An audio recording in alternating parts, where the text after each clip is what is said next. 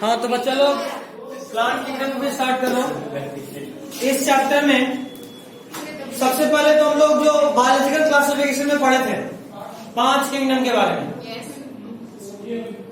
कौन कौन सा? Monera, protista, fungi, plantae, animalia. उस वक्त हम लोग लास्ट चैप्टर में मोनेरा, फंजाई और प्रोटिस्टा को डिटेल में पढ़े थे।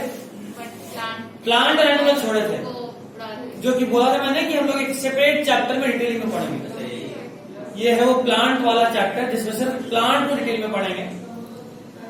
इसका बाद का चैप्टर आएगा एनिमल किंगडम, जिसमें एनिमल्स को डिटेल में पढ़ेंगे।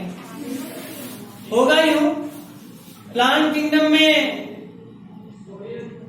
ऑलमोस्ट 3 क्लास हम लेंगे फिजिकल, ठीक है।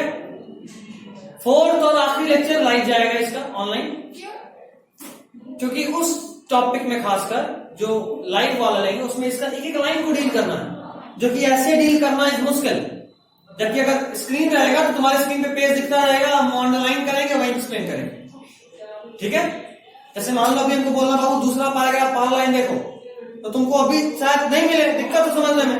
दूसरा पैराग्राफ पहला लाइन या तीसरा पैराग्राफ बीच वाला लाइन समझ में आएगा? नहीं आएगा। जबकि तुम्हारे स्क्रीन पे अगर दिखेगा, हम उसको हाईलाइट करेंगे, तो ज्यादा समझ में आएगा। इसलिए उसके बाद आएगा एनिमल किंगडम। इसका बेसिक इंट्रोडक्शन जो होगा वो यूट्यूब के थ्रू होगा। उसके बाद आएगा पोरीफेरा, सिलेंट्रेटा, नाइडेरिया और प्लैटिहेल्मिंथस। ये 4 ऐसे फाइलम हैं जो बेस है पूरे एनिमल किंगडम के, जहां डिटेलिंग थोड़ा ज्यादा है, उसको हम फिजिकल पढ़ाएंगे। उसके बाद का जो टॉपिक्स होगा वो सब फिर से यूट्यूब के थ्रू। इसका कारण क्या? एनिमल किंगडम में आपको डायग्राम्स बहुत देखना है, हर एनिमल का डायग्राम, उसका कौन सा स्ट्रक्चर कहाँ है, ऑर्गन का एग्जांपल कहाँ है। एनसीईआरटी के हिसाब से देखें नहीं, समझने के लिए सिर्फ एक बात, ठीक है। और आई गेस उसका भी जरूरत नहीं पड़ेगा। वो एक ऐसा चैप्टर है जिसका सिर्फ आपको अगर नोट्स भी दे देना तो काम नहीं खत्म हो जाता है। वो ऐसा लाइन बाय लाइन वाला 1 to 3 वाला चैप्टर है, ऐसा चैप्टर है। जो समझाने वाला पार्ट है वो पहला इंट्रोडक्शन क्लास, जो कि यूट्यूब समझाएगा, और फिर 3 क्लास जो कि हम समझाएंगे। उसके बाद समझना नहीं, सिर्फ पढ़ना है, किसमें ये होता है याद रखो बस, और कुछ नहीं करना। तो हम किसी भी अनप्रोडक्टिव चैप्टर में अपने आप को वेस्ट नहीं करने वाले। अनप्रोडक्टिव चैप्टर साइड से निकलता जाए तो अच्छा है।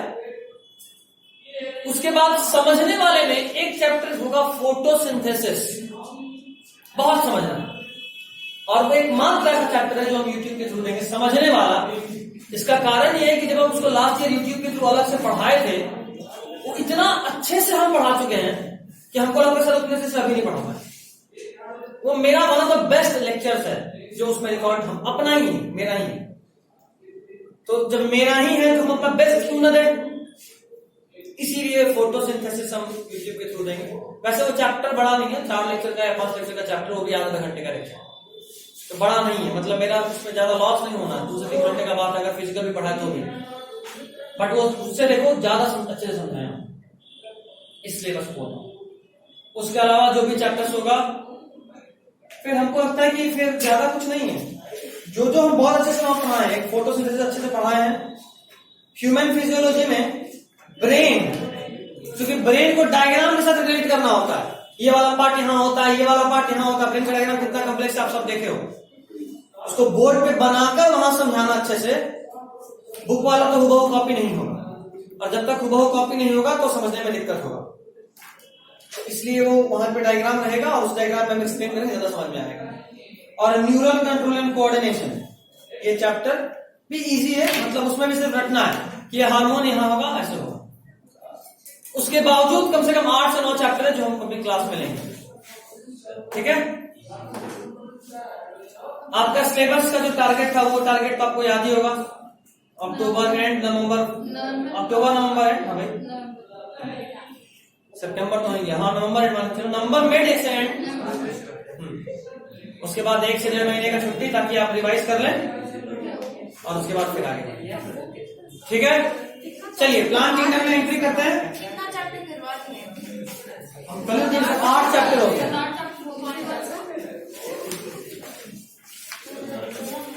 पहला हुआ, दूसरा हुआ biological classification, morphology, anatomy, structure, पे टिश्यू भी हो गया, सेल हो गया, बायोमॉलिक्यूल्स हो चुका, दोबारा बताऊंगा अभी, इस पर जल्दी हो जाएगा। फिर प्लांट फिजियोलॉजी में आप पीसीआर हो गया, पीजीआर, अरे उसको डेवलपमेंट बोलो, उसको पीजीआर बोलते हैं, प्लांट ग्रोथ रेगुलेटर्स, ठीक है। कितना हो गया? 2 3 4 5 6 7 चैप्टर हो चुका, 7 3 2 5 1 6 1 7। बायोमॉलिक्यूल्स काउंट करें तो 8 हो जाएगा।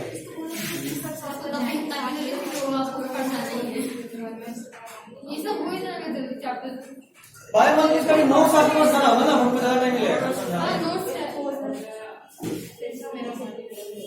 ठीक है, चलिए अब स्टार्ट करते हैं। हाँ अभी क्या हुआ? अच्छा सही याद दिलाए, भूल गए थे क्या? भूल गए थे सर। ह्यूमन फिजियोलॉजी पढ़ाई है ना सर, क्या फालतू ये सब पढ़ा रहे हैं। कल तो नहीं तो गया लेक्चर। सर आप पढ़ाइए, तो फिजिकल क्लासेस ही नहीं जोड़ती है sir, physical class. Physical class और लेक्चर में ज्यादा डिफरेंस नहीं होता। डिफरेंस सिर्फ इतना होता है कि अगर आपका सिलेबस 11 वाला जल्दी खत्म नहीं हुआ तो 12th में बोर्ड और नीट भी देखना है। ये दोनों ही उस समय नहीं थे, इसलिए अच्छा फिजिक्स वाले में दोनों में से कोई नहीं थी। आज इसके 1.5 साल को चीज एक्सप्लेन किए हैं। जीवन सामने आया। बड़ा सपोर्ट करेंगे, बड़े अच्छे से एक्सप्लेन किए कैसे हो रहेगा। 1.5 साल कैसे गुजरेगा उसका पूरा पूरा हिसाब दिए एक दिन का। बस 1 घंटा का वीडियो देख लो, पता चल जाएगा। उतना वीडियो तुम बना के देख सकती हो। चलो अभी लिखो तो फटाफट। अच्छा एक और बात सुन लो पहले, इस चैप्टर से ही बता रहा हूँ अभी।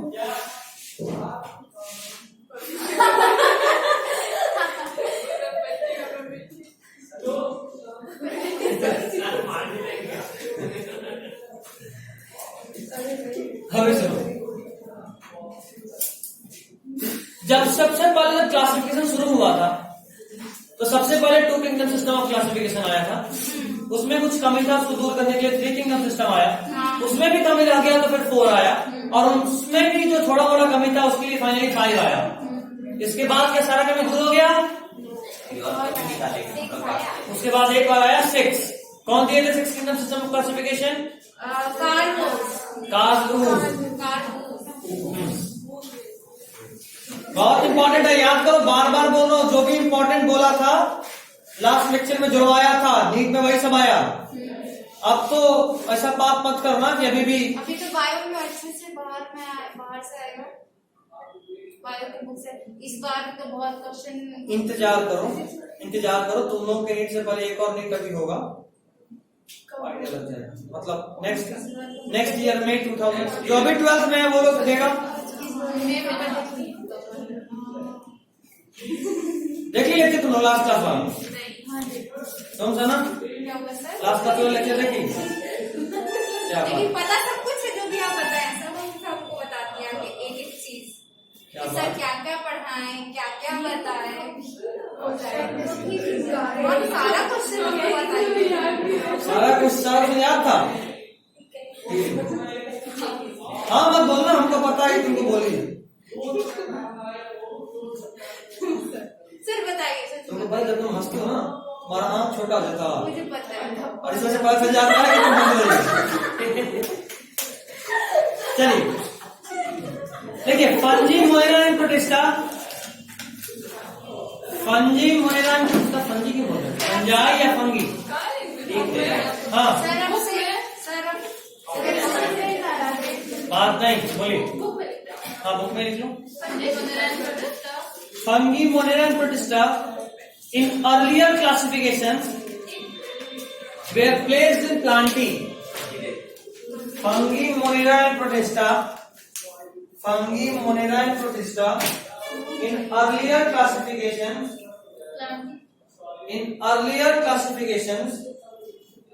were placed in plantae. In earlier classifications were placed in plantae. Kingdom plantae का बात कर रहा हूं. मतलब 5 किंगडम सिस्टम ऑफ क्लासिफिकेशन के पहले, चाहे वो फंगस हो, चाहे वो मोनेरा हो, चाहे वो प्रोटिस्टा हो, सब किसमें था? प्लांट किंगडम में था. इन सबको दूर करने के लिए पहली बार जो क्लासिफिकेशन आया, ये किंगडम वाले हिसाब से नहीं बता रहा हूं, दूसरे हिसाब से मतलब लेकिन artificial system of classification.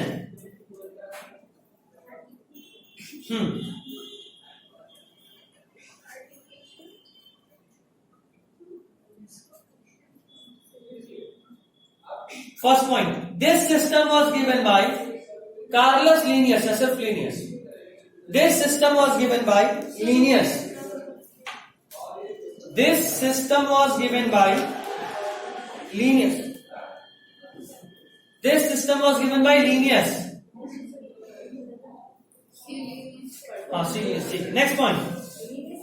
The earliest system of classification. The earliest system of classification used only. ये अर्लिएस्ट सिस्टम ऑफ क्लासिफिकेशन था, ठीक है. आर्टिफिशियल सिस्टम ऑफ क्लासिफिकेशन ये तुम लोगों को उसमें मैं बता दिए थे सेकंड चैप्टर में.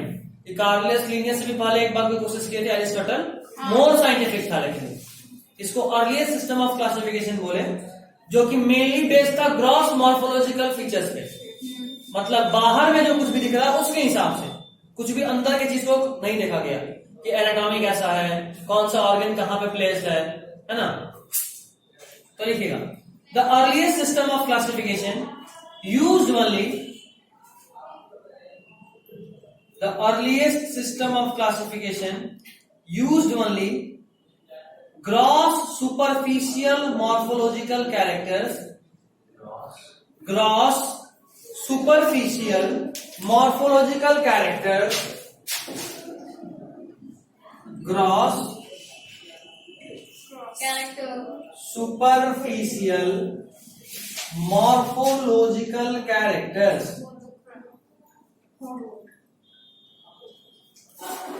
gross superficial morphological characters. मतलब समझो, ग्रॉस मॉर्फोलॉजी मतलब एज अ होल, आप उसके बाहर से उसके बॉडी को देख रहे हो. सुपरफिशियल मतलब बाहर से देखना, मॉर्फोलॉजी मतलब जो बाहर से दिख जाए वैसा कैरेक्टर, और यहाँ पर लिख चुका हूं कैरेक्टर, ठीक है. तो इस ये क्या किया ना, सिर्फ बाहर से, मतलब जैसे इंसान को जज करना हो तो कैसे, 2 आंख हो, 2 कान हो, 1 नाक हो, 1 मुंह हो, तो ये हुआ ओवरऑल सुपरफिशियल मॉर्फोलॉजी. अच्छा, ऐसा ही कुत्ता में भी तो होता है, 2 कान, 1 नाक, 2 आंख, 1 मुंह, तो कुत्ता और इंसान तो एक हो जाएगा इस हिसाब से बात करें तो. मतलब अगर ऐसा लॉजिक हम लोग लगाएं तो मॉर्फोलॉजी सिर्फ देखें तो कुत्ता और इंसान एक हो जाएगा. ऐसे तो सर वही और ये एक जैसा हो जाएगा. पढ़ाई, ठीक है.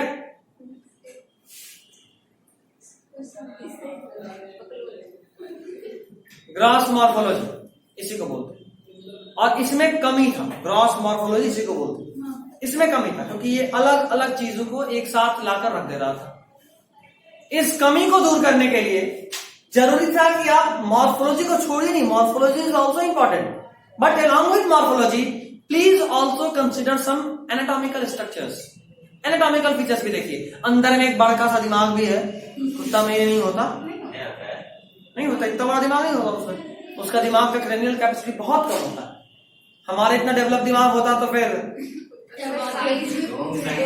तो क्या होता पता है.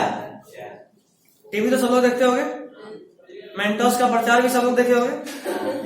गद्दू याद है? नहीं याद है?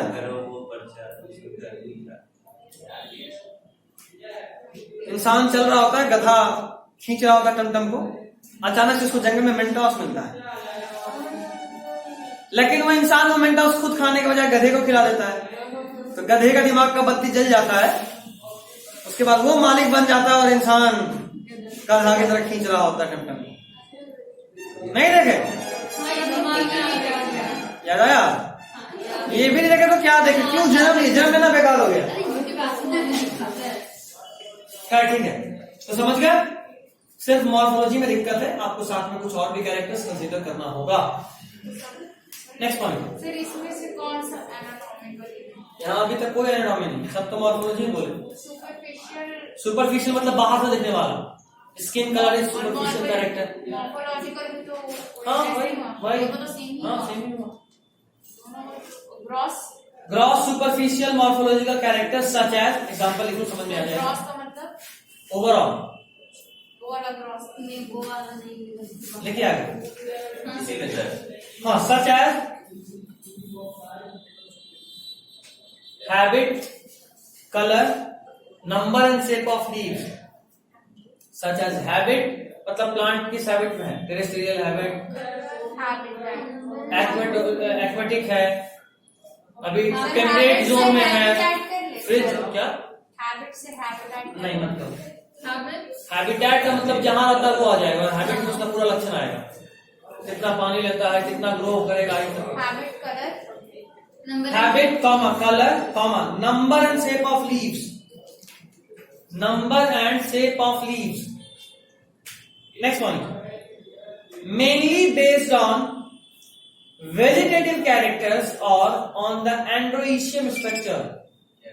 Mainly based on vegetative characters. तो फिजिक्स बायोलॉजी सब एक में लिख रही है फिफा, ये रफ कॉपी है, सब बाद में हो सकते हैं। गलत कर दो, टाइम इतना घर पे क्यों वेस्ट कर, याद करो। यहाँ पे जल्दी तो खत्म। Vegetative Mainly based on vegetative characters or on the androecium characters or on the androecium.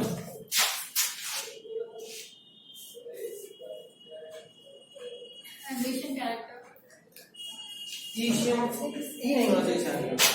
Sir mainly based on vegetative और ईवी होगा से sir mainly based on Mainly based on vegetative characters or on the androecium character. Vegetative characters or on the androecium character. Vegetative character क्या होता है? इसका मतलब part से मतलब प्रोड्यूस होता है। हम वेजिटेटिव प्रोपेगेशन नहीं पूछे, वेजिटेटिव कैरेक्टर पूछे। उसका कैरेक्टर हर वो चीज जो रिप्रोडक्शन में हेल्प करता है वो रिप्रोडक्टिव, बाकी सब वेजिटेटिव। तो वेजिटेटिव ऑर्गन कैसा है, कितना है, नंबर, शेप, साइज, ये सब वेजिटेटिव कैरेक्टर्स में आएगा।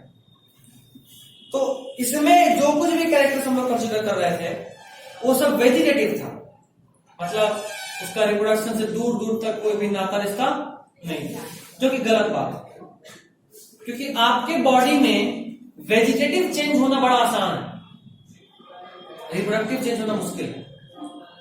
आप वही सब चेंज अपने नेक्स्ट जनरेशन को पास आउट करेंगे जो आपके जर्म सेल्स में होगा, मीन्स कि या तो आपके एग में हो या फिर आपके स्पर्म में। अब जर्म्स में होगा का क्या मतलब पास आउट करेंगे तो क्या मतलब, मान लो एक एक्सीडेंट हुआ और आपका बाल सारा झड़ गया, इसका मतलब ये नहीं कि आपका बच्चा टकला होगा, ऐसा नहीं होगा ना। क्यों नहीं होगा? क्योंकि ये जो बाल का झड़ना चेंज हुआ, या कोई टकला आदमी है उसका बच्चा टकला थोड़ा जन्म लेता, बच्चों का बाल होता है ऐसा, इसलिए क्योंकि वो जो टकला हुआ ये चेंज तो था, लेकिन ये चेंज उसके सोमैटिक सेल्स में था, सिर का रिप्रोडक्शन से कोई लेना देना नहीं होता, इसीलिए ऐसा हुआ। अगर वही उसके जर्म सेल्स में, स्पर्म सेल में जरा भी चेंज आया तो उसके बच्चे में पास आउट होगा, होगा। स्पर्म में कोई भी चेंज आया, एग में कोई भी चेंज आया, बिल्कुल पास आउट होगा।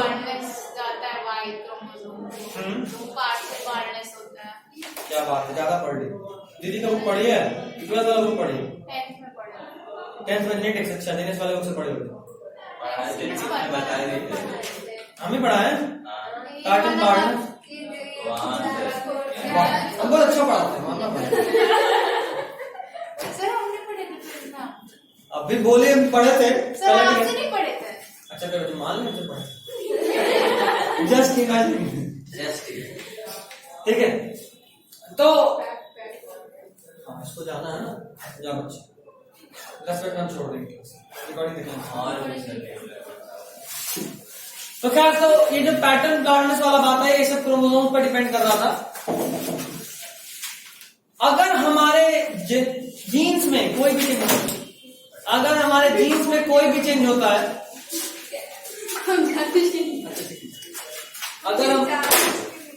अगर हमारे जीन्स में कोई भी चेंज होता है तो वो चेंज को बॉडी ठीक करने का कोशिश करता है, बॉडी उसको तुरंत से ठीक करने का कोशिश करता है ताकि वो नेक्स्ट जनरेशन तक नहीं जाए, क्योंकि अगर वो जाएगा तो दिक्कत कॉज करेगा। ठीक है, चलिए next point. They separated the सर एंड्रोइज्म की बात कुछ और लिखा गया एंड्रोइज्म कैरेक्टर्स। अच्छा, एंड्रोइज्म में 1 है, 2 है, 3 है, कैसा है, चिपका है, जोड़ा है। तो भैया डायबिटीज कैसे पास हो जाता है जनरेशन? क्योंकि वो कौन बोला? कौन बोलते हैं?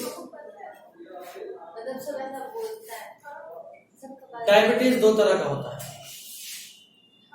एक डायबिटीज ऐसा होता है जो जेनेटिकली ट्रांसमिट होता नहीं है, लेकिन हाँ ये जरूर होता है कि अगर पेरेंट में है तो बच्चे में होने का चांसेस हाई हो जाता है। और आंखों में जो डिफेक्ट रहता है सर, कलर ब्लाइंडनेस, ये सब नहीं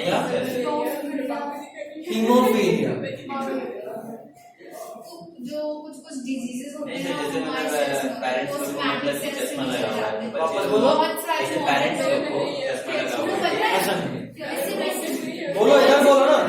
बहुत सारे मॉडर्न होते हैं, मतलब पढ़े लिखे समझदार लोग शादी से पहले दोनों अपना टेस्ट कराते हैं और चेक करते हैं क्योंकि बच्चे में वो डिजीज का ये तो नहीं, क्योंकि बहुत कई बार होता है कि 2 अलग अलग लोग जब मतलब सेम फैमिली से हो या ऐसा कुछ हो तो बच्चे में वो डिजीज का चांस बढ़ जाता है। वो लोग पहले टेस्ट कराते हैं, उससे पता चल जाता है पता चल जाता है कि क्या डिजीज होने के चांसेस। जब तुम क्लास 12 में आओगे ना तो तुमको हम इतना पढ़ा देंगे, तुम अपना फैमिली हिस्ट्री देखकर खुद डिसाइड कर सकते हो कि मेरे बच्चे में डिजीज हो सकने का चांसेस है या नहीं। because he's also doctor. Sir को पता है और मेरे को पता है सर, पढ़ चुके हैं ये वाला टॉपिक। ठीक, हम लोग ना पढ़े, पढ़ा देंगे। सर पढ़े नहीं, मतलब इस पे डिस्कशन कर रहे हैं।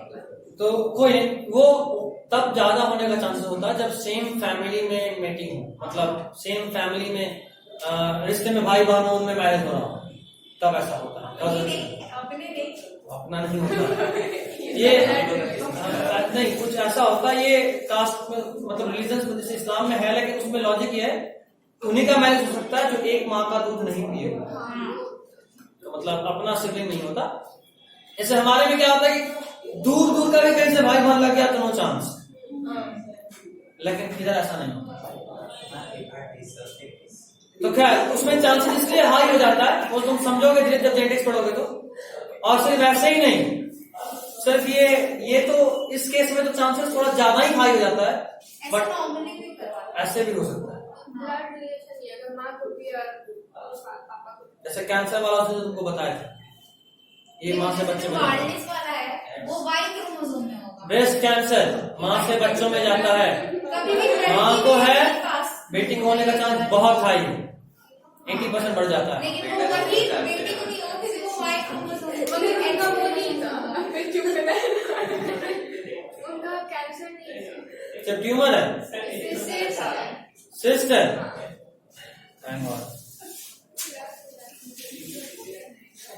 लेकिन उनको बोलना कांस्टेंट, ऐसे डॉक्टर खुद ही बोला होगा, डॉक्टर का बोल थोड़ा ना होता है, कॉन्स्टेंटली आप साल में एक बार आके चेकअप करा लीजिए, वो सिस्ट कन्वर्ट ना हो जाए। सिस्ट कन्वर्ट, सिस्ट बड़ा खतरनाक चीज होता है, दिखता है बड़ा प्यारा सा नशा, बट कभी भी धोखा दे देता है अचानक से। सिस्ट सेल का एक मास होता है जिसमें सेल्स जमा होता है। क्या अभी भी पढ़ाई में बात हो रहा है? अभी तक जो कुछ भी बताया हूँ सब आपके सिलेबस का पार्ट है, इसलिए कुछ नहीं है। अगला पॉइंट, अच्छा अभी बताया वेजिटेटिव कैरेक्टर्स को यूज करना खराब क्यों था, क्योंकि वो आसानी से चेंज हो सकता है। मतलब किसी पेड़ में 3 पत्ता था, एक बकरी उसको देख के उसको लालच आ गया, एक पत्ता खा गई, उसके उसके बाद विभूति गई एज ए साइंटिस्ट बनके इस पेड़ को देखने, उसका मॉर्फोलॉजी देख के बोले अच्छा ये पेड़ को सिर्फ 2 पत्ता, कोई नया स्पीसीज मिल गया हमको। गलत है सही है? गलत है। मॉर्फोलॉजी देखना इस गलत ना, थोड़ा सा एनाटॉमी भी देखें तो बेहतर होगा। नेक्स्ट पॉइंट लिखिए, दे separated the closely related species. ये सब विभूति का काम है, 2 पत्ता देख के तैयार हो गए, नहीं दूसरा स्पीसीज ही है। दे separated the closely related species, back तो तुम्हें दुश्मनी है। They separated the closely related species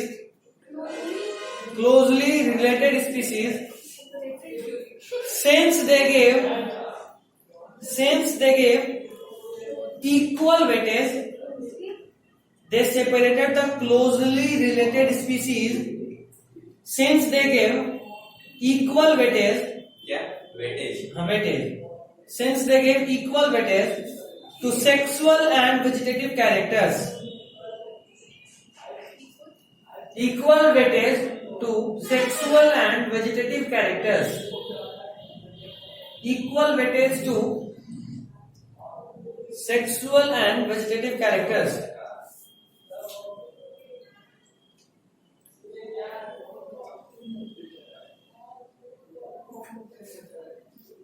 Equal weightage to sexual and vegetative characters. हो गया? Yes sir. इसका मतलब सुनो, यहाँ प्रॉब्लम ये हुआ कि अगर आप सेक्सुअल कैरेक्टर्स और वेजिटेटिव कैरेक्टर्स को इक्वल वेटेज देंगे, जाहिर सी बात है डेविएशन के चांसेस ज्यादा हो। कायदे से आपको वेजिटेटिव कैरेक्टर्स का वेटेज लो रखना चाहिए और सेक्सुअल वाले का ज्यादा। क्यों? अभी रीजन बताया, क्योंकि सेक्सुअल कैरेक्टर्स जल्दी चेंज नहीं होता। बंदर से इंसान बनने में अरबों अरब साल लग गया, है ना?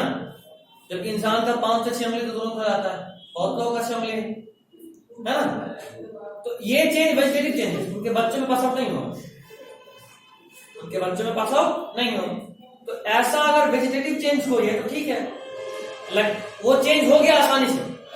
लेकिन अगर वो कैरेक्टर उनके बच्चों में भी जाता तो बोलते कि ये एक जेनेटिक चेंज भी है, जो कि नहीं हुआ, क्योंकि बच्चों में नहीं गया।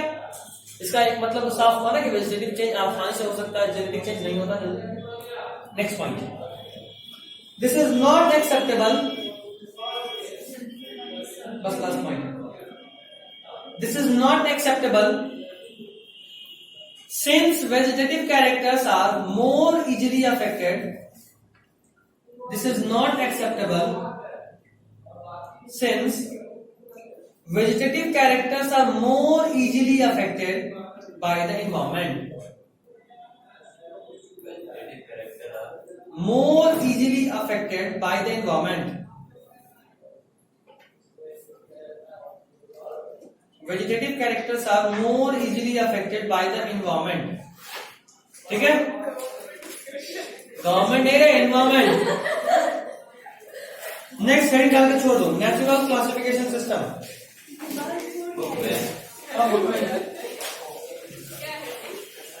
Natural classification system.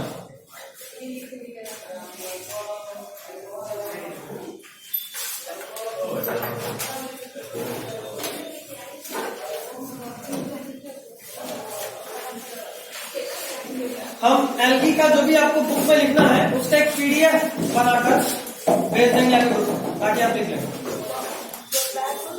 चलिए